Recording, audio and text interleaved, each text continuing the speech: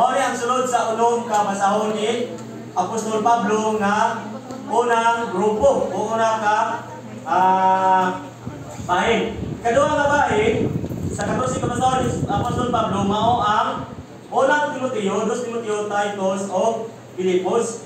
Then kani nga mga basahon nagdisgot may tungod sa pamatikayon sa Dios, may tungod sa iglesia. Then katulong nga bahin mao ang una o 2 Korinto, una o 2 Tesalonika. Kini nga mga basahon nagdisgot may tungod sa dugang pa nga kadato ni Kristo na pinakaning una o 2 Korinto, no? So ilang isuportaran katong mga unang duha ka grupo. Then ang unang Tesalonika o 2 Tesalonika mao siya ang nagpadayon nato may tungod sa atong paglaom. Paglaom si Maya nga mao si Kristo diha siyang pagtunga mga igsoon. So mao siya ang 14 ka basahon ni Apostol Pablo.